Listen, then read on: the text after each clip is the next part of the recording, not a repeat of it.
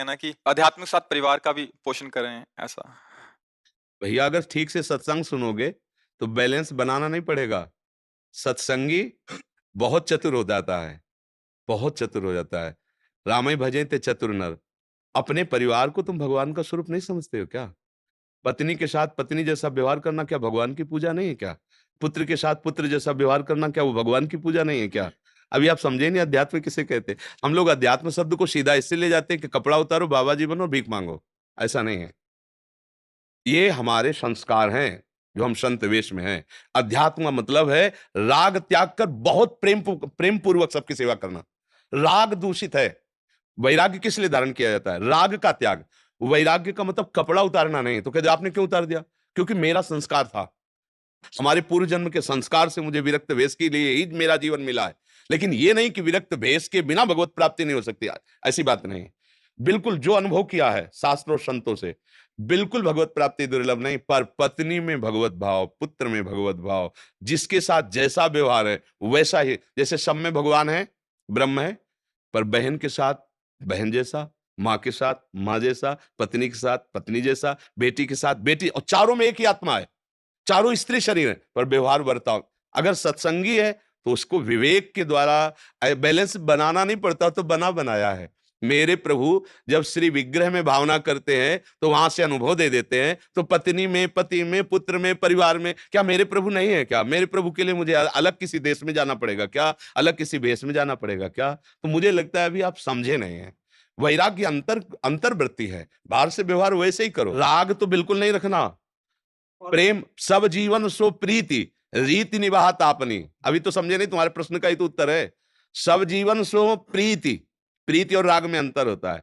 राग में शरीर भाव को लेकर होता है और प्रीति में आत्म भाव को लेकर होता है। इस पत्नी के ढांचे के अंदर भगवान बैठा हुआ है और मुझे सेवा मिली पति की तरह बर्ताव करना। पुत्र के ढांचे के अंदर भगवान बैठा हुआ है और मुझे सेवा मिली पिता की तरह बर्ताव करना। अब बैलेंस बनाने की जरूरत है कि बैलेंस बना बनाया है। तुम्हारी समझ में आई बात हमारी? हाँ जी, एक और प्रश्न है। जी। और अगर वैराग और अनुराग के बीच में बैलेंस कैसे बनाते? पहले शरीर भाव से ऊपर देखो।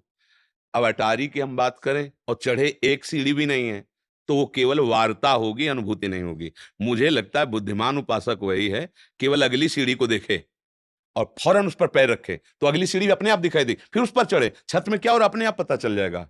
अनुराग कहीं नया उत्पन्न नहीं होता। ये छाती की बात कह रहा हूं।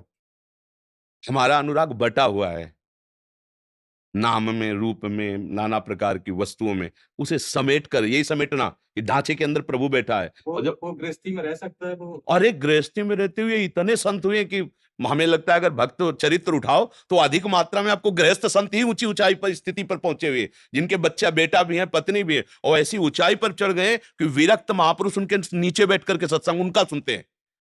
ऐसा नहीं सोचा जा सकता। बात यही तो है। गृहस्थ और विरक्त हम दोनों बेटे हैं भगवान के। दो मार्ग हैं, एक वैराग्य से चल रहा है और एक गृहस्थी से चल रहा है। और गृहस्थी से चलने वाला विशेष है। क्यों विशेष है? हम लोग मानते हैं कि वैराग्य से चलने वाला विशेष है, पर हमारी जो अनुभूति है वो ये कहती है कि गृहस्थी में विशेष है। क्योंकि हमारे लिए एक ही कार्य है, मात्र केवल भगवान का चिंतन, दूसरा कोई कार्य नहीं। और आपके लिए बहुत कार्य करते हुए भगवान का चिंतन करना। इसलिए हमसे ज्यादा कठिन साधना गृहस्थ में है। वो बहुत बातें करना है, उसको बहुत व्यापार करना है, बहुत प्रकार की उसको सामग्री जुटा। हमारे तो कुछ नहीं, भगवान जो देगा खा लेंगे, राधा राधा राधा। और उसको ऐसा नहीं है, उसको कमाना है, परिवार का पोषण करना है, सबकी कामनाओं की पूर्ति की उसकी जिम्मेवारी, बेटा पढ़ाई लिखाई सब, और इसके बाद भी वो भजन करता है। इसलिए बहुत बड़ा भजन आनंद है। एक बार भगवान श्री हरि अम्बरीश जी की महिमा का गान कर रहे थे कि चक्रवर्ती सम्राट होते हुए भी ऐसा भजन। तो नारद जी ने पूछा कि प्रभु वो तो मतलब भक्त तो है ही, पर राजा भी है, रानियां है, पुत्र है, वैभव है।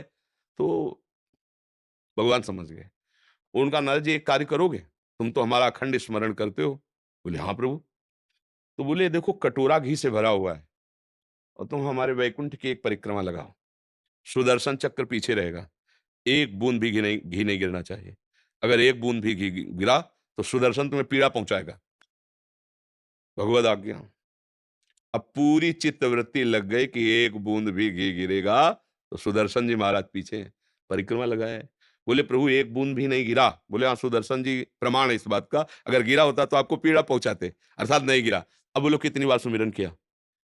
बोले प्रभु सुमिरन पूरी चित्रवत्ती तो रखी थी कि घी एक बूंद न गिरे। बोले हाँ, गृहस्थ में रहते हुए विविध प्रकार के कार्य करते हुए और जो मेरा सुमिरन कर रहा है वो श्रेष्ठ भाव है। तो ये कैसे तुम सोच सकते हो कि बिना विरक्त हुए भगवान की प्राप्ति नहीं हो सकती? राग का त्याग अंदर का विषय होता है। देखो, प्रीति में इतना दम है कि राग का त्याग तो सहज करवा देता है। आप देखो जैसे छोटे बच्चा बच्ची आपस में प्रेम कर लेते हैं ना, तो 20 वर्ष माता पिता ने पाला पढ़ाया लिखाया, सबका राग एक कोने में रख के वो उसके साथ तो चल देते हैं, चाहे लड़का हो चाहे लड़की हो। ये सांसारिक राग के अंतर की प्रीति है। और हम प्रिया प्रीतम भगवान से प्यार करने के लिए चले और हमारे अंदर इतनी दम नहीं है कि हम इनके बीच में रहते हुए इनका राग त्याग सके। इसका मतलब अभी समझे नहीं, अभी भजन हुआ नहीं, इसलिए है। अगर भजन करोगे तो सही माने में सच्चा वैराग्य हृदय का होता है, बाहरी का नहीं होता।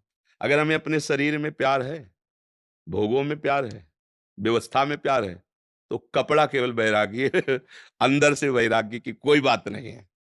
तो आप पैंट शर्ट में हो, आप अधिकार में हो और ठीक भजन कर रहे हो, तो आप सच्चे वैरागी हो। वैरागी का मतलब सीधा हम लोग ले जाते हैं कपड़ा से।